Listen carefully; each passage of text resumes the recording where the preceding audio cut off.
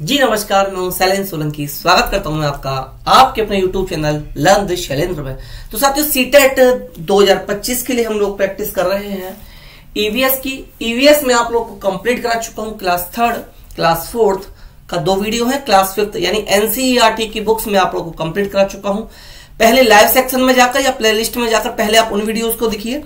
Live में आपको तीनों वीडियोज की मिल जाएंगे, अब वहां से देखिए। इसके बाद हम लोग प्रैक्टिस स्टार्ट कर दी थी और आज प्रैक्टिस जो है भाई हमारा प्रैक्टिस सेट नंबर 4 आपका रहने वाला है। इससे पहले 3 प्रैक्टिस सेट में आप लोगों को कंप्लीट करा चुका हूं। जो लोग चैनल पर नए हैं आप लोग प्लीज चैनल को सब्सक्राइब कर लीजिएगा, वीडियो को लाइक एंड शेयर आप लोग कर दीजिएगा। और इस वीडियो के डिस्क्रिप्शन बॉक्स में आपको टेलीग्राम चैनल का लिंक मिल जाएगा। उस लिंक पर क्लिक करके आप टेलीग्राम चैनल को ज्वाइन कर सकते हैं। उसमें आप लोगों को भाई करंट अफेयर फ्री प्रोवाइड कराया जाता है, इंपोर्टेंट पीडीएफ मिल जाते हैं, कुछ नोट्स शेयर कर दिया करूंगा। हम लोग प्रैक्टिस भी उसमें थोड़ा बहुत अब शुरू कर देंगे होली के बाद, वहां पर प्रैक्टिस कराना, और सभी वीडियोस के लिंक आपको वहां पर मिल जाते हैं। तो आप सभी को भाई टेलीग्राम चैनल को ज्वाइन जरूर कर लेना है। और जो लोग नए हैं आप लोग चैनल को सब्सक्राइब कर लेना। इसमें भाई एनसीईआरटी का कंटेंट रहेगा प्लस पीवाईक्यूज आप लोगों के यहाँ पर देखने के लिए आपको मिलने वाले। तो क्वेश्चन नंबर 1 भाई आप सभी के सामने ये रहा। क्वेश्चन है आप सभी के सामने, वह राज्य जहां तोरांग का अर्थ जंगल है कौन सा है? तो जब मैं भाई एनसीईआरटी करा रहा था तो मैंने वहां पर आपको बताया था कि झारखंड में आदिवासी या हम लोग कह सकते हैं वहां की एक जनजाति है जिनकी भाषा कुड़ुक है। और कुड़ुक भाषा में हम लोग कह सकते हैं, कुड़ुक जो भाषा है, कुड़ुक भाषा में जंगल का जो अर्थ है, जंगल को हम लोग कह सकते हैं तोरांग कहा जाता है। जंगल को तोरांग कहा जाता है। क्या कहते हैं? तोरांग कहते हैं। तो भाई जंगल का अर्थ क्या है? तोरांग है। कहां पर? झारखंड। झारखंड की कौन सी भाषा है? कुड़ुक झारखंड की भाषा है, वहां के आदिवासियों की भाषा है। तो क्वेश्चन नंबर 1 का आंसर बी करेक्ट हो गया। क्वेश्चन 2 पर आते हैं भाई।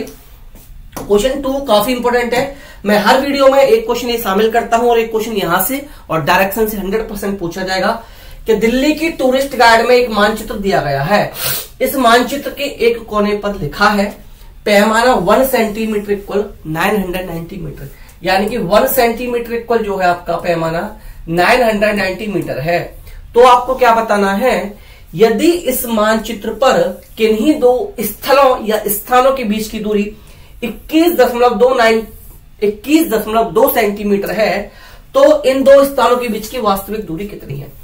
1 सेंटीमीटर बराबर 990 मीटर है और अब यहां पर 21.2 सेंटीमीटर, तो वास्तविक दूरी क्या करेंगे हम लोग? 21.2 से गुणा कर देंगे। भाई 990 है तो 99 से गुणा कर लेते हैं, बाद में एक 0 लगा देंगे। 99 से हम लोग गुणा कर लेते हैं, बाद में हम एक 0 लगा देंगे। तो यहां देखिए अब 9 2 18, कैरी 1 9 1 या 9 और 1 10, कैरी 1 9 2 18 ये आएगा। ठीक है भाई, 9 2 18 कैरी 1 9 1 या 9 और 1 10, 9 2 18 1 19 ये आएगा 19। यहाँ क्या आएगा? 19 आएगा। यहाँ आएगा 19, 1908 आएगा। मल्टीप्लाई का साइन लगाएंगे, यहाँ भी 8091 आएगा। इसको ऐड कीजिए 88902, एक 0 ये लग जाएगा तो इसका 0 आ गया, डेसिमल आएगा एक डिजिट बाद, यानी कि ये आ गया 20,988 मीटर, 20,988 मीटर आ जाएगा। और मैंने आपको बता रखा भाई 1 किलोमीटर में 1000 मीटर होते हैं, 1000 मीटर होते हैं। और 1 मीटर में भाई 1 मीटर में 1/1000 किलोमीटर होते हैं। ठीक है, तो यहां पर 1000 से डिवाइड देंगे तो ये आ जाएगा 20 किलोमीटर 988 मीटर, 20 किलोमीटर 988 मीटर। तो किसके ज्यादा नियर है अप्रोक्सीमेट भाई? 20 या 21, तो 21 किलोमीटर के ज्यादा नियर पड़ेगा। तो 21 किलोमीटर जो है करेक्ट आंसर बन जाएगा। क्वेश्चन नंबर 2 के लिए हमारा 21 किलोमीटर करेक्ट आंसर बन जाएगा। डायरेक्शन हो, ट्रेन हो या ऐसा क्वेश्चन हो, ये 100% आप लोगों से पूछा जाएगा। क्वेश्चन नंबर 3 पर चलते हैं। यहां ट्रेन से क्वेश्चन बना है भाई। ट्रेन में प्रैक्टिस सेट नंबर 1 में ही समझा दिया था मैंने टाइम कैसे निकालते हैं। 24 आवर तक घंटे का टाइम चलता है। दिन के 12 बजे के बाद 1 2 3 4 5 6 7 8 9 10 11 12 पीएम का जो समय होता है वो 1 पीएम 13 बजते हैं, 2 पीएम 14 बजते हैं, ऐसे बजते चले जाते हैं। तो एक train Bhiwandi road railway station से 22 नवंबर 2022 को 20:30 पर, तो टाइम कैसे निकालेंगे? एक्चुअल कितना है? इस टाइम में से हम 12 घटा देते हैं, 12 घटाएंगे तो 8:30 PM हो रहा है, यानी रात का समय है। ठीक है, याद रखिएगा। 12 के बाद 13 से 24 तक जो भी बजेंगे पीएम का समय होगा, शाम का समय होगा, याद रखिए दोपहर से शाम तक का। बजे चलकर 24 नवंबर 2022 को 3 बजे, 3 बजे का मतलब होगा 3 AM पर पहुंच रही है, ये 3 AM पर पहुंच रही है। तो यदि ट्रेन ने इन दोनों के बीच की जो स्टेशन की दूरी है 1877 किलोमीटर की दूरी चली, तो ट्रेन की औसत चाल क्या थी? औसत चाल कैसे निकालते हैं, स्पीड कैसे निकालते हैं? Distance upon time. औसत चाल कैसे निकलेगी? Distance upon time. डिस्टेंस है आपके पास 1877 किलोमीटर, टाइम हमें निकालना है। तो टाइम कैसे निकालेंगे? देखिए भाई, इसको 22 नवंबर 8:30 बजे चलती है। 22 नवंबर से लेकर 23 नवंबर तक रात के 8:30 बजे तक का जो समय लगा, 8:30 बजे तक ये लगे उसको 24 घंटे। कितने घंटे लगे? 24 घंटे का समय हो गया। अब रात के बज चुके हैं 8:30 बज चुके हैं रात की 23 तारीख के। 23 तारीख के 8:30 से लेकर रात के 12 बजे तक का जो समय होगा ये 24 घंटे हो गया। 8:30 से जब 12 बजेंगे तो 9 बजेंगे, फिर 3.5 घंटे, यानी 3 घंटे 30 मिनट।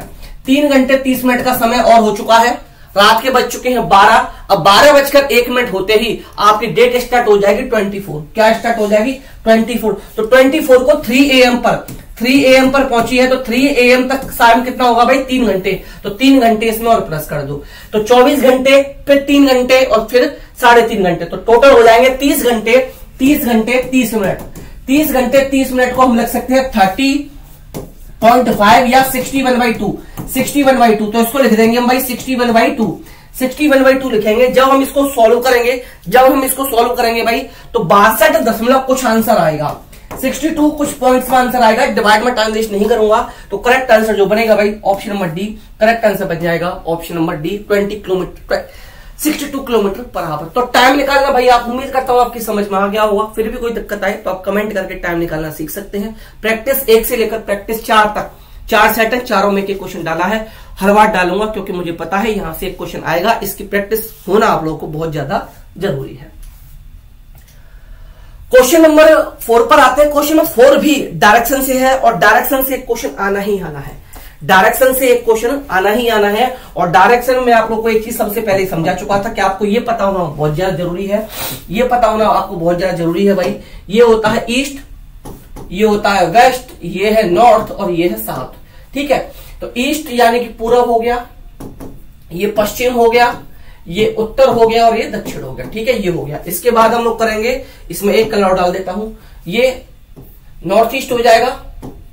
ठीक है, नॉर्थ वेस्ट हो जाएगा, साउथ वेस्ट हो जाएगा, साउथ ईस्ट हो जाएगा। ठीक है भाई, ठीक है, चलिए ये हो गया। ठीक है, ये हो गया। ये 8 डायरेक्शन आपकी बन चुकी हैं। अब इसमें हमें क्या करना है? क्वेश्चन को सोल्व करना है। देखिए, किसी छात्र का घर X और उसका विद्यालय Y पर है। घर X है, विद्यालय Y पर है, तथा X और Y के बीच कोई सीधी सड़क नहीं है।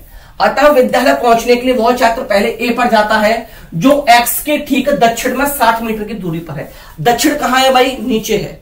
दक्षिण कहां है? नीचे है। तो ये क्या है हमारा? ये पॉइंट हमने मान लिया, ये मान लिया।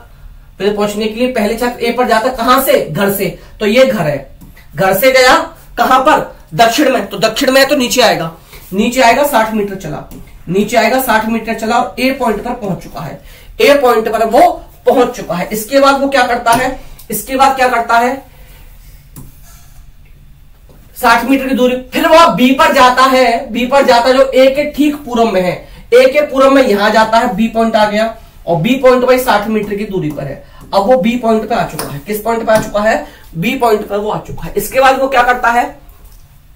जो 60 मीटर की दूरी पर है, ठीक है, फिर वो C पॉइंट पर जाता है जो B के ठीक दक्षिण में है। B के दक्षिण में तो नीचे पड़ेगा। B के दक्षिण में है तो वहां कहा आएगा? ये B पॉइंट, मान लो ये B पॉइंट था। अब यहां दक्षिण में आ गया C पॉइंट पे, जो 60 मीटर दक्षिण में है, 60 मीटर दक्षिण में है। फिर क्या करता है? B के ठीक दक्षिण में 50 मीटर की दूरी पर है, तो ये 50 मीटर की दूरी पर, यहां क्या है भाई? 50 मीटर की दूरी है। ये क्या है? 50 मीटर की दूरी पर है। अंत में वो अपने विद्यालय पहुंचता है जो C के ठीक पूरब में है। C के पूरब में है, C के पूरब में वो चलेगा, C के पूरब में वो चलेगा, C के पूरब में भाई ये चलेगा, जो कितनी दूरी पर? 60 मीटर की दूरी पर है, और वो आ जाता है विद्यालय। विद्यालय Y पॉइंट है। विद्यालय क्या है? उसका Y पॉइंट है। विद्यालय क्या है भाई? Y पॉइंट है। तो अब आपको क्या बताना है? यहां तक आप लोग इजीली सभी लोग कर लेते हो। अब ये समझा करो कि x के सापेक्ष y की दूरी पूछ रहा है या y के सापेक्ष x पूछ रहा है, इतना आपको याद रखना है। तो वो पूछ रहा है विद्यालय के सापेक्ष उसके घर के सही दिशा। तो ये विद्यालय है, इसके सापेक्ष इसकी दिशा क्या बनेगी, इसके सापेक्ष इसकी दिशा क्या बनेगी। तो सबसे पहले आप ये गए थे, ये हमारा यहां से शुरू किया था, तो ये ऐसे बनेगा, ये ऐसे मिल रहा है, ठीक है, ये मिल रहा है ऐसे, ये जाएगा ऐसे, ऐसे तो जाएगा। अब क्या पूछा है, विद्यालय के सापेक्ष उसके घर की दिशा। विद्यालय यहां है, घर के सापेक्ष ये दिशा, तो कौन सा है, नॉर्थ वेस्ट है, यानी कि उत्तर पश्चिम है। क्या है, उत्तर पश्चिम है, यानी कि ऑप्शन नंबर डी करेक्ट बनेगा। ऑप्शन नंबर डी जो है ये करेक्ट आंसर आपका बनेगा, उत्तर पश्चिम। यहां देखिए कौन सी दिशा है, ये उत्तर पश्चिम दिशा है। अगर विद्यालय के सापेक्ष घर की पूछ लेता, विद्यालय के सापेक्ष घर की पूछ लेता, तो क्या बन जाता भाई, साउथ ईस्ट बन जाता। क्या बन जाता, साउथ ईस्ट बन जाता, साउथ ईस्ट बन रहा, दक्षिण पूर्व आपका बन जाता, ये बन जाता, फिर दक्षिण पूर्व आपका ये करेक्ट आंसर बनता। तो आपको ये विशेष ध्यान देना है कि किसके सापेक्ष किसकी स्थिति पूछी गई है, ये मोस्ट इंपोर्टेंट है। इसमें सबसे ज्यादा इंपोर्टेंट क्या है, किसके सापेक्ष किसकी स्थिति पूछी गई है, इसमें आप लोग अक्सर गलती कर देते हो। क्वेश्चन 5, क्वेश्चन 5 है भाई, बहुत सिंपल सा क्वेश्चन, पढ़ने में बहुत डर लग रहा होगा भाई, इतना हैवी क्वेश्चन है, लेकिन बहुत सिंपल है, कुछ नहीं है इस क्वेश्चन में। मैं बताऊंगा कहां से करना है, कैसे करना है। देखिए, किसी व्यक्ति ने किसी राज्य के ग्रामीण क्षेत्र के लोगों की जीवन शैली का प्रक्षेपण करके अपने विचारों को इस प्रकार व्यक्त किया कि यहाँ का रहन सहन साधारण है, लोग खाने की वस्तुओं जैसे टेपियोका, कसावा जिसको कहा जाता है, और नारियल को अपने घरों आंगन में ही उगाते हैं, और इनसे बने खाने के चाव का यह राज्य होना चाहिए। तो यह राज्य केरला होना चाहिए। कुछ मत करना, जहां आपको टेपियोका दिख जाए, जहां आपको टेपियोका दिख जाए, कसावा दिख जाए, भाई आंख बंद करके केरला मार देना। जैसे पोचमपल्ली दिखते ही तेलंगाना मार देना है, मधुबनी दिखते ही आपको बिहार मार देना है, ऐसे ही टेपियोका दिखते ही केरला करेक्ट आंसर होगा। कुछ नहीं पकड़ना, एक वर्ड पकड़ना था, आंसर तक पहुंच जाना था। टेपियोका क्या होता है, आलू और शकरकंद के जैसा होता है, जमीन के नीचे उगाया जाता है, उबाल कर इसको खाया जाता है। कहां पर होता है, केरला में आपका होता है। Option number A correct answer बन जाएगा क्वेश्चन नंबर 5 के लिए। अगला क्वेश्चन नंबर 6 आप सबके सामने ये रहा। पहली दे रखी है, काले काले मोती जैसी छोटी सी गोल हूं, इलायची काली नहीं होती, गोल है तो लौंग नहीं है। बारीकी पीसी या दरदरी में तीखे स्वाद वाली हूं, तो सरसों तीखी नहीं होती, खट्टापन होता है इसमें थोड़ा सा, तो ब्लैक पेपर करेक्ट आंसर बनेगा। आगे नहीं पढ़ना, मैं टाइम वेस्ट नहीं करेंगे।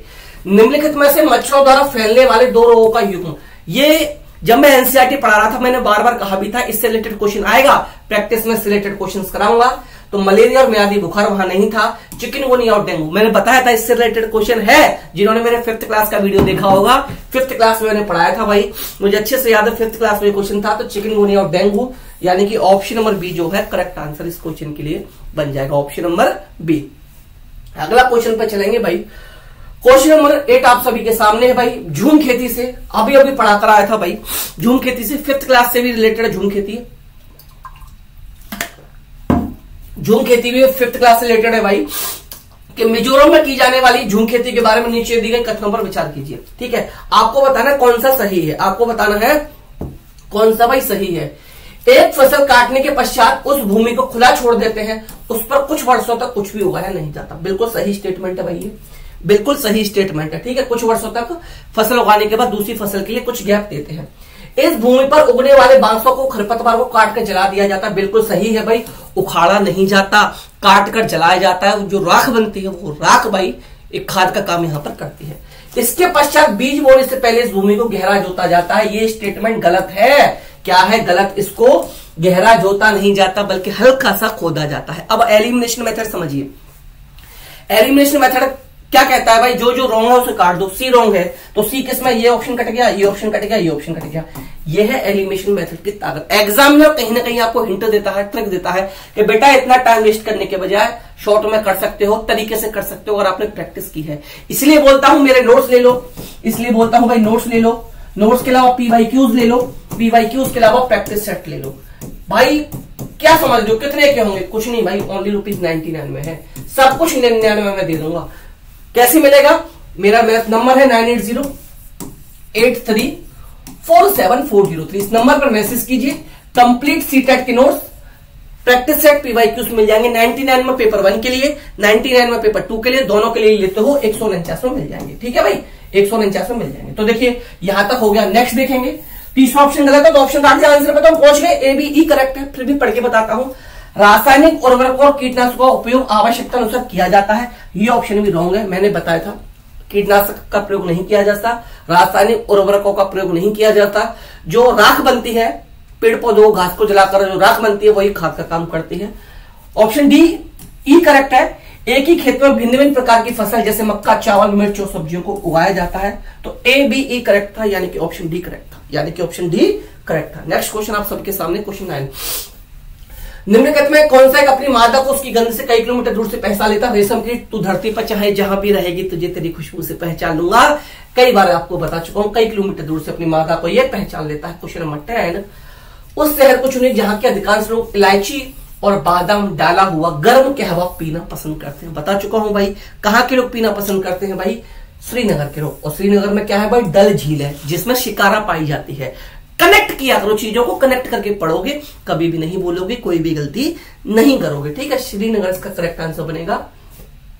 क्वेश्चन 11 पर आने से पहले जो लोग चैनल पर नए हैं आप लोग चैनल को सब्सक्राइब कर लीजिएगा, वीडियो को लाइक कर देना, शेयर कर देना, और टेलीग्राम चैनल को ज्वाइन करने के लिए इस वीडियो के डिस्क्रिप्शन बॉक्स में लिंक है, वहां क्लिक करके आप टेलीग्राम ग्रुप को ज्वाइन कर सकते हो, जहां आपको भाई करंट अफेयर फ्री मिलता है, इंपोर्टेंट न्यूज दे दी जाती है, सभी वीडियोस के सभी लिंक मिल जाते हैं, पीडीएफ भी वहां शेयर करना मैं स्टार्ट कर दूंगा।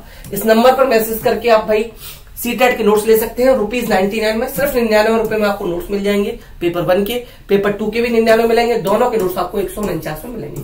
इसमें आपको कंप्लीट नोट्स रहेंगे 5 सब्जेक्ट के, PYQs रहेंगे, और आप लोगों के क्या रहने वाले हैं? प्रैक्टिस सेट 20 रहने वाले हैं। प्रैक्टिस सेट भी भाई 500 रुपए में आता है, एक बुक लोगे एनसीईआरटी की 99 की तो वही आएगी, यह आपको सब कुछ मिल जाएगा। प्लीज भाई आप सभी लोग चैनल को सब्सक्राइब कर लेना, और सब्सक्राइब करने के बाद बेल आइकन जरूर दबा देना, जिससे जो भी वीडियोस आए उनका नोटिफिकेशन आपको मिलता है। क्वेश्चन नंबर 11 पर आते हैं भाई, क्रियाकलाप आधारित अधिगम के अभ्यास में निहित निम्नलिखित चरणों को सही क्रम में व्यवस्थित कीजिए। इसको सही क्रम में आपको व्यवस्थित करना है, इनको सही क्रम में आपको व्यवस्थित करना है। Conducting the activity, reversing, planning, reflecting the process. तो सबसे पहले क्या किया जाएगा भाई? सबसे पहले क्या किया जाएगा? प्लानिंग की जाएगी। प्लानिंग की जाएगी तो पहले सी आएगा, तो जहां सी नहीं है काट दो, इसमें सी नहीं ये कट गया, इसमें सी नहीं ये कट गया।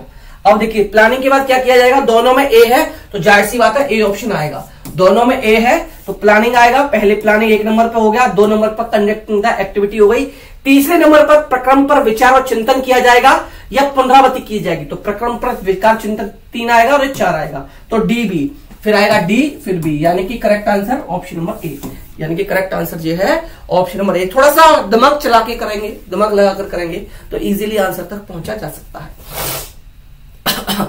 मध्य प्रदेश के 3 सीमांतवर्ती प्रदेश राज्य हैं, राजस्थान, महाराष्ट्र, गुजरात, ये हो जाएगा ऑप्शन नंबर ए। ज्यादा टाइम नहीं लेंगे इस क्वेश्चन में हम लोग। क्वेश्चन 13, निम्नलिखित में से पर्यावरण अध्ययन पुस्तक में पहेलियों को सम्मिलित करने के उद्देश्य को पहचानिए। पर्यावरण में पहेलियों को क्यों शामिल किया गया है, उसका मुख्य उद्देश्य क्या है, ये आपसे पूछा है। विद्यार्थियों के मन को भ्रमित करना, भाई ये तो उद्देश्य नहीं है। विद्यार्थियों को खेल खिलाना हो सकता है। विद्यार्थियों के मन को भ्रमित, ये भ्रमित करना हो गया, ये भ्रमित करना, दोनों कट गए। विद्यार्थियों में तर्क क्षमता विकसित करना, to develop logical ability in students. भाई according to me and according to board answer should be option number D for question number 13। अगला प्रश्न हमारे सामने भाई क्वेश्चन नंबर 14, कि निम्नलिखित में से वह युगल चुनिए जो हमारे देश के एक राज्य और एक केंद्र शासित प्रदेश से मिलकर बना है। लक्षद्वीप, पुडुचेरी, चंडीगढ़, दिल्ली, नागालैंड, लद्दाख, मणिपुर, मेघालय। करेक्ट आंसर भाई क्या बनेगा? करेक्ट आंसर चलो कमेंट करो भाई, चलो कमेंट में बताओ इसका करेक्ट आंसर क्या बनेगा। हिंट दे देता हूं, चलो डी नहीं होगा, चलो भाई डी नहीं होगा, ठीक है। अब बता दो, एक ऑप्शन काट दिया। कमेंट करो भाई, पहले 10 कमेंट करने वालों को, पहले 10 कमेंट करने वालों को, पहले 10 स्टूडेंट्स को जिनका आंसर सही आएगा, कमेंट में जिनका आंसर सही होगा, कमेंट का स्क्रीनशॉट लेकर मेरे नंबर 9808347403 पर शेयर कराएंगे। पहले 10 स्टूडेंट को ₹59 में कंप्लीट नोट्स मिल जाएंगे भाई, ठीक है। पेपर 1 या पेपर 2 के किसी एक के भी नोट्स ले सकते हो, ₹59 में आपको नोट्स मिल जाएंगे, ठीक है। जो 99 में दे रहा हूं आपको 59 में मिलेंगे अगर आपका कमेंट सही होता है तो, और पहले 10 स्टूडेंट में आप शामिल होते हो तो, ठीक है। चलिए भाई अगले क्वेश्चन पर आते हैं, क्वेश्चन नंबर 15। क्वेश्चन नंबर 15 है भाई आप सभी के सामने, कि रीमा ने अपने विद्यार्थियों को देश के विभिन्न भागों में मनाए गए विभिन्न त्योहारों के उत्सवों पर जानकारी एकत्रित करने के नियत कार्य दिया और उन्हें कक्षा में प्रदर्शित करने के लिए कहा। इस क्रियाकलाप का उद्देश्य क्या है। इस क्रियाकलाप का क्या उद्देश्य है ये आप लोगों से यहां पर पूछा गया। पहला ऑप्शन, देश के सर्वाधिक लोकप्रिय त्योहारों के विषय में जाना जाए। ऑप्शन 2, देश में संस्कृति की विविधता विषय में विद्यार्थियों को संवेदनशील बनाया जाए। हमारे देश में मनाए जाने वाले विभिन्न त्योहारों को रिकॉर्ड बनाया जाए और उस समय मनाने के लिए विद्यार्थियों को प्रेरित किया। तो याद रखिएगा, विविधता जहां दिखे, संवेदनशीलता जहां दिखे, ये दोनों पॉजिटिव टैग वर्ड होते हैं। ये दोनों पॉजिटिव टैग वर्ड हैं और जहां पॉजिटिव क्वेश्चन हो तो आंसर भी पॉजिटिव होगा, यानी कि ऑप्शन नंबर बी जो है हमारा यहां पर करेक्ट आंसर बन जाएगा क्वेश्चन नंबर 15 के लिए। अगला क्वेश्चन भाई क्वेश्चन नंबर 16 आप सभी के सामने है कि ईवीएस के शिक्षक ने बच्चों को वृक्षों की गिरी हुई पत्तियों को आकार, आमाप, बनावट इत्यादि के आधार पर समूह में व्यवस्थित करने के निर्देश दिए। शिक्षक का उद्देश्य यहां पर पूछा गया है कि शिक्षक ने ये निर्देश दिए तो उसका उद्देश्य क्या था। ऑप्शन नंबर ए, पत्तियों के विषय में उनकी समझ में वृद्धि, अवलोकन और वर्गीकरण कौशल में वृद्धि, पत्तियों के ज्ञान में वृद्धि और उससे अध्यापन में आमोद प्रमोद तत्वों की वृद्धि। तो ऑप्शन नंबर बी जो है उनका ऑब्जर्वेशन होगा, सभी पत्तियों को वो अलग अलग कर सकते हैं और यहां पर क्लासिफिकेशन की स्किल्स उनके अंदर डेवलप हो जाएगी। तो option number B, observation and classification skills, correct answer बन जाएगा क्वेश्चन नंबर 16 के लिए ऑप्शन नंबर बी। अगले क्वेश्चन की तरफ चलते हैं, क्वेश्चन नंबर 17। क्वेश्चन 17 है, विद्यार्थियों में पर्यावरण दृष्टिकोण व पर्यावरण ज्ञान की जागरूकता लाने के लिए एक पर्यावरण अध्ययन शिक्षक क्या कर सकता है। एक पर्यावरण अध्ययन शिक्षक क्या कर सकता है, क्वेश्चन नंबर 17 क्या कर सकता है। ठीक है भाई, क्या कर सकता है। ऑप्शन नंबर ए, शिक्षक उनसे घरेलू वस्तुओं को बनाने में प्रयोग होने वाले जैविक भौतिक संसाधनों की सीमित उपलब्धता को बताएगा, बिल्कुल बताएगा। ऑप्शन ए बिल्कुल करेक्ट है। ऑप्शन बी, शिक्षक अपने आसपास उपस्थिति वनस्पति, पशुओं और मानव के व्यवहार को प्रभाव को बताएगा, बिल्कुल सही है। शिक्षक राष्ट्रीय और अंतर्राष्ट्रीय डॉक्यूमेंट्री फिल्म दिखाएगा, बिल्कुल सही है। शिक्षक औद्योगिकरण के लिए वन उन्मूलन की बात की गई भाई, नेगेटिव टैग वर्ड है, उन्मूलन की बात की गई है, नेगेटिव है। तो जहां जहां डी हो काट दो, इसमें डी है कट गया, इसमें डी है कट गया, इसमें डी है कट गया।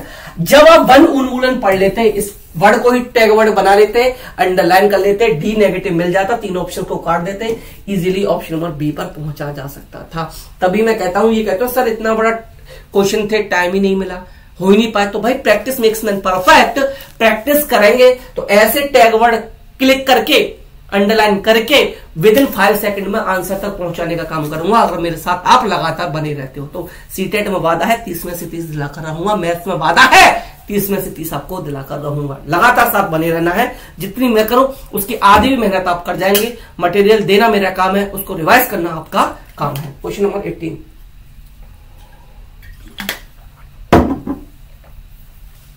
निम्नलिखित में से कौन सी स्थिति पर्यावरण अध्ययन की एकीकृत प्रकृति को दर्शाती है। एकीकृत प्रकृति की यहां पर बात की गई, याद रखना। विज्ञान, सामाजिक विज्ञान और पर्यावरण शिक्षा की अवधारणाओं से अंतर्दृष्टि विकसित हो सकता है भाई। किसी पर्यावरण भाषण भाई पॉजिटिव टैग वर्ड नहीं होगा, ठीक है। विज्ञान और सामाजिक विज्ञान को अलग अलग शिक्षकों के भाषण, यहां भी भाषण के लिए बात हो गई। विज्ञान सामाजिक विज्ञान की अलग अलग पाठ योजना बनाना, तो भाई अलग अलग पाठ योजना नेगेटिव टैग वर्ड हो गया। यहां पर एकीकृत की बात की गई है तो भाई अलग अलग का कोई मतलब ही नहीं बनता, इसलिए ऑप्शन नंबर ए करेक्ट बन जाएगा क्वेश्चन 18 के लिए। ज्यादा सोचने की जरूरत थी नहीं इस क्वेश्चन में। क्वेश्चन 19, रमा अवधान, स्मरण शक्ति, समस्या समाधान और योजना बनाने का उल्लेख कर रही थी। वह शक केंद्रित थी समूह दबाव पर, सामाजिक कौशलों पर, सहयोगी कौशलों पर या संज्ञान पर। क्वेश्चन नंबर 19, क्वेश्चन नंबर 19 तो करेक्ट आंसर जो होगा कॉग्निशन जो होगा करेक्ट आंसर बनेगा संज्ञान पर। क्वेश्चन नंबर 19 के लिए option number D should be correct answer. ठीक है भाई, अगले क्वेश्चन पर आएंगे। क्वेश्चन नंबर 20, अगला है हमारा क्वेश्चन नंबर 20 कि राज्यों का वह समूह चुनिए जिसके समुद्र तट अरब सागर पर है। जिसके समुद्र तट अरब सागर पर है, ऐसा आपको ऑप्शन चुनना है, ऐसा आपको चुनना है। Tamil Nadu, Orissa, Andhra Pradesh, Karnataka, Maharashtra, Kerala, Gujarat, Maharashtra, Orissa, Gujarat, Kerala, Telangana. Option D correct हो जाएगा भाई। राज्यों का वह समूह चुनना था जिसके समुद्र तट अरब सागर पर है। जिनके समुद्र तट कहां है, अरब सागर पर है। तो correct answer Gujarat, Kerala, Telangana. Correct answer क्या बनेगा, गुजरात, तेलंगाना और केरल। भाई क्वेश्चन 20 कर चुके हैं। 21 पर आने से पहले भाई टेलीग्राम ग्रुप को ज्वाइन करना चाहते हो, वीडियो के डिस्क्रिप्शन बॉक्स में लिंक है, वहां जाकर भाई टेलीग्राम ग्रुप को ज्वाइन कर लो। वहां आपको free of cost current affair मिलता है, पीडीएफ शेयर कर दी जाया करेंगी। कुछ दिनों वहां पर हम लोग भाई क्विज भी स्टार्ट कर देंगे और इंपॉर्टेंट वीडियोस के लिंक मिलते हैं, सभी वीडियोस की लिंक, इंपॉर्टेंट जो इन्फॉर्मेशन आती है वो शेयर कर दी जाती है।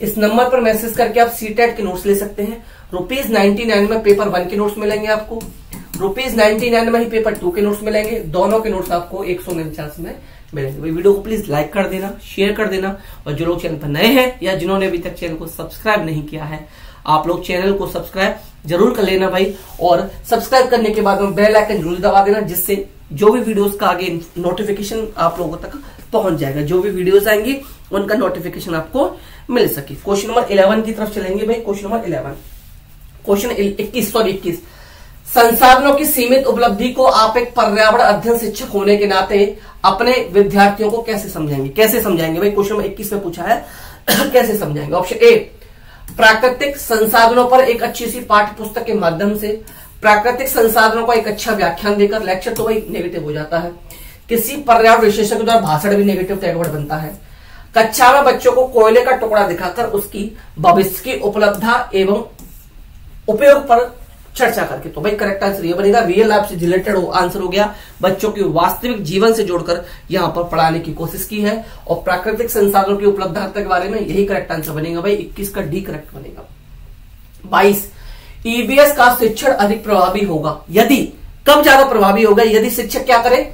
विभिन्न अर्थपूर्ण और संदर्भित क्रियाकलापों का संचालन करे, क्रियाकलापों का संचालन करे। तो भाई यही करेक्ट आंसर बन जाएगा, यही क्वेश्चन नंबर 22 के लिए करेक्ट आंसर बनेगा। आगे के पढ़ने की जरूरत आपको नहीं है, क्योंकि विषय समाप्त करने के गृह कार्य देना है, अपने विषय पर अधिकार हो, विषय की प्रारंभ उद्देश्य बता देना भाई, ये करेक्ट बनेगा 22 का ए। 23 क्वेश्चन है, यदि आपको ईवीएस में कोई विषय पढ़ाना कठिन लगे तब एक शिक्षक के रूप में आप क्या करेंगे?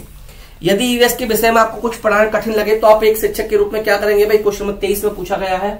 मुख्य बिंदुओं की पुनरावृत्ति करेंगे, विद्यार्थियों से प्रश्न करेंगे, उसे पढ़िए और पढ़ाइए, समूह शिक्षण रणनीति का उपयोग करेंगे, use strategy to team teaching, यानी कि ऑप्शन डी जो है करेक्ट बनेगा क्वेश्चन 23 के लिए। क्वेश्चन 23 का करेक्ट आंसर जो बनेगा ऑप्शन डी आपका यहां पर बनेगा, ऑप्शन डी जो है यहां पर आपका बनेगा।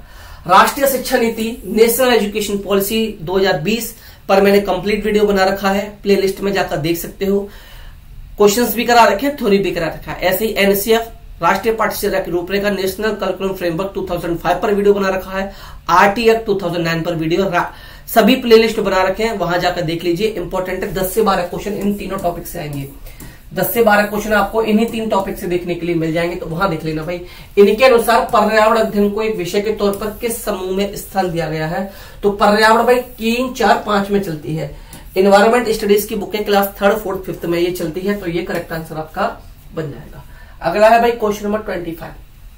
क्वेश्चन नंबर 25 है कि ईवीएस में शिक्षण अधिगम प्रक्रम की विधि निर्भर नहीं करती। किस पर निर्भर नहीं करती ये आपको बताना है। निर्भर नहीं करती तो विद्यालय के दर्शन शास्त्र पर, संसाधनों की उपलब्धता पर करती है, बच्चों की आवश्यकताओं पर करती है, बच्चों के पूर्व अधिगम पर, अनुभव पर करती है, विद्यालय के दर्शन शास्त्र पर नहीं करती। जब नहीं करती तो यही करेक्ट बनेगा, क्योंकि 25 का एक करेक्ट आंसर बन जाएगा। 26वें प्रश्न पर आते हैं, क्वेश्चन 26। आरती के विद्यालय में ईवीएस की एक प्रदर्शनी का आयोजन किया गया, आपके अनुसार निम्नलिखित में से कौन सा सर्वाधिक उपयुक्त उद्देश्य है? सर्वाधिक उपयुक्त उद्देश्य कौन सा है? Question number 26। क्वेश्चन नंबर 26 में पूछा गया है सर्वाधिक उपयुक्त उद्देश्य कौन सा है? विद्यार्थियों और माता पिता को संतुष्ट करना। भाई ये थोड़ी है कि माता पिता और विद्यार्थियों को संतुष्ट करना, विद्यार्थियों में रचनात्मक प्रवृत्ति को निर्दिष्ट करना। चिल्लाइज क्रिएट इंस्टिंक्ट्स इन लर्नर्स, ये ठीक सा लग रहा है। प्रधानाध्यापक और सहकर्मियों को प्रसन्न करना, विद्यार्थियों को भावी पेशों को विकल्पों के लिए प्रशिक्षण देना। तो भाई ऑप्शन नंबर बी ही करेक्ट बनेगा। फालतू हम लोग टाइम वेस्ट नहीं करेंगे, फालतू के चक्करों में नहीं पड़ेंगे और ना फालतू हम लोग इसमें टाइम वेस्ट करने वाले हैं। अगले क्वेश्चन पर आ जाते हैं भाई। अगला क्वेश्चन हमारा क्वेश्चन नंबर 27। अगला क्वेश्चन हमारा भाई क्वेश्चन नंबर 27 की तरफ चलते हैं भाई कि ईवीएस के शिक्षण को प्रक्रिया कौशलों को प्रोत्साहित करना चाहिए जो जांच आधारित हाथ से करने वाले अधिगम की घटनाएं हैं। निम्नलिखित में से कौन सा कौशल नहीं है? कौन सा कौशल नहीं है ये आप लोगों से पूछा गया, आपको बताना है कौन सा कौशल नहीं है। तो डिटरमाइनिंग नियत करना, प्रेक्षण करना ऑब्जर्विंग, प्रेडिक्टिंग पूर्वानुमान लगाना, इन्फरिंग निष्कर्ष निकालना होता है, प्रेक्षण करना होता है, पूर्वानुमान होता है, नियत करना नहीं होता। जब नहीं होता तो यही करेक्ट बनेगा। नेगेटिव पूछा था, जो नहीं है वही बताना है। तो 27वें क्वेश्चन के लिए ऑप्शन नंबर ए डिटरमाइनिंग जो है नियत करना हमारा यहाँ पर करेक्ट आंसर बनेगा। अगले क्वेश्चन की तरफ चलेंगे, क्वेश्चन नंबर 28। भाई वीडियो कैसा लग रहा है भाई? अगर पसंद आ रहा तो भाई लाइक कर दो, प्लीज शेयर कर दो। और जो लोग नोट्स लेना चाहते हैं मेरे नंबर 9808347403 पर मैसेज करके भाई नोट्स ले सकते हैं। 99 रुपए में कंप्लीट नोट्स दूंगा, PYQs दूंगा, प्रैक्टिस सेट दूंगा। पेपर न सिर्फ पास करोगे बल्कि बहुत अच्छा स्कोर करोगे। लास्ट टाइम दिसंबर 2024 में भाई 14 लाख से ज्यादा स्टूडेंट फेल हुए थे। अगर उस लिस्ट में शामिल नहीं होना चाहते, 1000-1200 रुपए का फॉर्म दोबारा नहीं बनना चाहते, तो 99 रुपए खर्च करके भाई थोड़ा सा इतना तो कर सकते हो कि रजिस्टर नहीं आएगा, अच्छा पेन आता है भाई, इसमें आप लोग नोट्स ले सकते हैं। धुआंधार पढ़ाई कीजिए, मेरे साथ लगातार प्रैक्टिस करते रहिए। न सिर्फ पास करवाऊंगा भाई बल्कि बहुत तगड़ा स्कोर आपका रहने वाला है। क्वेश्चन 28। आदित्य एक ईवीएस शिक्षक अपने विद्यार्थियों के साथ बैठे और उन्हें चिकनी मिट्टी से कोई चीजें बनानी सीखी। एक विद्यार्थी जो अन्य विद्यार्थियों के साथ फर्श पर नहीं बैठ सकती थी, वह कुर्सी पर बैठी। उसने आदित्य और उसके सहपाठियों से चिकनी मिट्टी से विभिन्न वस्तुएं बनानी सीखी। इस क्रियाकलाप के दौरान आदित्य ने बच्चों से बातें की और सृजनात्मकता को प्रोत्साहित किया। उसने विद्यार्थियों को चिकनी मिट्टी का उपयोग करके अपनी पसंद का दृश्य बनाने के लिए कहा। प्रत्येक समूह ने एक भिन्न प्रचार प्रस्तुत किया, एक भिन्न दृश्य बनाया। इसके द्वारा उन्हें अवसर प्रदान किया गया। भाई क्वेश्चन ही काफी लंबा था, 28वां क्वेश्चन, ठीक है। तो यहां पर विद्यार्थियों को उनकी प्रतिभा प्रदर्शित करने का भाई बिल्कुल सही है, जिससे कि वो अपनी क्षमता को बेहतर कर सके। हो सकता है विद्यार्थियों में प्रतिद्वंद्विता जो है भाई, ये टैगवर्ड गलत है। प्रतिद्वंद्विता नहीं लानी, ये गलत है। जहां जहां सी काट दो, इसमें सी है काट दिया, इसमें सी है काट दिया, इसमें सी है काट दिया। प्रतिद्वंद्विता वर्ड पकड़ लेते, टैग लाइक वर्ड पकड़ के उसको गलत कर देते, आंसर तक इजीली पहुंच जाते। इतना बड़ा क्वेश्चन एक वर्ड ने प्रतिद्वंद्विता या कॉम्पिटिटिवनेस ने हमारा क्वेश्चन का पूरा आंसर हमें दिला दिया। बिल्कुल भी कहीं हमें कुछ भी परेशानी नहीं आई इस एक ऑप्शन की वजह से। इसलिए कहता हूं प्रैक्टिस ज्यादा से ज्यादा करो मेरे साथ जुड़कर। भाई तबीयत थोड़ी सी खराब है इसलिए ऐसा हो रहा है।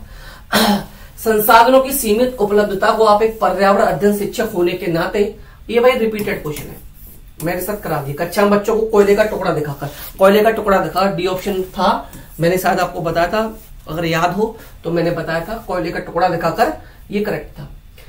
लास्ट क्वेश्चन है, अरे भाई लास्ट का 29 क्वेश्चन थे भाई। प्रैक्टिस सेट में भाई उम्मीद करता हूँ प्रैक्टिस सेट पसंद आया होगा। पसंद आए वीडियो तो लाइक कर देना, शेयर कर देना, और इस वीडियो के डिस्क्रिप्शन बॉक्स में टेलीग्राम ग्रुप का लिंक है, वहां जाकर आप टेलीग्राम ग्रुप को ज्वाइन कर लेना, जहां आपको सभी PDF मिलेंगे, करंट अफेयर आपको मिलेगा, इंपॉर्टेंट इन्फॉर्मेशन मिलती है, सभी वीडियोस के लिंक मिलते हैं। इस नंबर पर मैसेज करके आप सीटेट के कंप्लीट नोट्स ले पाएंगे भाई। सीटेट के कंप्लीट नोट्स आपको मिल जाएंगे, नोट्स मिलेंगे, नोट्स के अलावा PYQs मिलेंगे प्लस PYQs के अलावा आपको यहाँ पर प्रैक्टिस सेट भी मिलेंगे, प्रैक्टिस सेट भी आपको यहाँ पर दिए जाएंगे। और ये सब कुछ आपको मिलने वाला है इस नंबर पर मैसेज करने के बाद। पेपर 1 के नोट्स है 99 में, पेपर 2 के भी 99 में, दोनों के नोट्स लेते हो तो 149 में आपको नोट्स प्रोवाइड करा दिए जाएंगे भाई। इतना सब कुछ आपको मिलने वाला है। उम्मीद करता हूँ वीडियो पसंद आई होगी। पसंद आए तो लाइक कर देना, शेयर कर देना, टेलीग्राम ग्रुप को ज्वाइन कर लेना और चैनल को सब्सक्राइब करना प्लीज मत भूलिएगा। और सब्सक्राइब करने के अलावा भाई घंटा जो है ना, घंटी जो है उसको जरूर दबा देना, क्योंकि आगे जो भी वीडियोस आएंगे उनका नोटिफिकेशन आपको मिलता रहेगा। और एक चीज याद रखना भाई, आप लोग एक चीज आपको याद रखना कि मैंने प्लेलिस्ट बना रखी है। प्लेलिस्ट में जाके सबसे पहले जो आपको देखना है ना, ये NCERT मैंने करा रखी है। NCERT जो बुक है ना, ये बुक करा रखी है। हालांकि नई बुक आने वाली है, जून जुलाई में नई बुक आ जाएंगी, मैं उनको भी आपको करा दूंगा। मई जून में आ जाएगी, मई अप्रैल जब भी आती है मैं करा दूंगा, तो परेशान मत होना। लेकिन ज्यादा क्वेश्चन यहीं से बनेंगे जो मैंने आपको पढ़ाया है, ठीक है। तो इसमें 3rd की एक वीडियो है, 4th की मैंने 2 वीडियो बना रखी है, 4th की 2 वीडियो है, उनको देख लेना, और एक 5th की वीडियो देखना। इसके बाद 20 तारीख को आपको 8 PM पर, 20 डेट को 8 PM पर लाइव वीडियो एक मिल जाएगी। 20 तारीख को एक वीडियो आपको लाइव मिलेगी, जिसमें बाकी के जितने भी टॉपिक्स हैं जो बाहर से रिलेटेड है या साइंस के कुछ टॉपिक पूछे जाते हैं वो मिल जाएंगे। 4-5 वीडियो देख लेना, एक भी क्वेश्चन आपका बाहर नहीं जाएगा, इतना मैं आप लोगों को भरोसा दिलाता हूं। EVS में पूरे 30 के 30 में आपको दिलाकर रहूंगा, ये गारंटी है। मैथ्स की प्रैक्टिस भी आपको, मैंने आपको एक प्रैक्टिस सेट करा दिया है, दूसरा भी आपको जल्द देखने के लिए मिलेगा। मैथ्स की प्रैक्टिस करते रहेंगे, और आपको 20 तारीख से CDP और हिंदी पेडागोजी की क्लास भी चैनल पर लगातार देखने के लिए मिलेंगी। तो धुआंधार प्रैक्टिस करेंगे, बिल्कुल भी घबराने की जरूरत नहीं है। चैनल से आप जुड़े हैं, सही जगह जुड़े हैं। हम सिर्फ आपको पास नहीं कराएंगे बल्कि बहुत अच्छा है स्कोर भी आप लोग इस बार सीटेट में करने वाले। तो भाई उम्मीद करता हूं वीडियो पसंद आया होगा। पसंद आए तो भाई लाइक एंड शेयर जरूर कर देना, चैनल को सब्सक्राइब कर लेना। उस वीडियो के डिस्क्रिप्शन बॉक्स में टेलीग्राम ग्रुप का लिंक है, वहां जाकर जरूर जुड़ जाना। तो चलिए मिलते हैं नेक्स्ट वीडियो में, तब तक आप लोग हंसते रहो, मुस्कुराते रहो, मास्टर नहीं बनने के लिए पढ़ते रहो। तो bye bye, take care, thank you, नमस्कार, जय हिंद।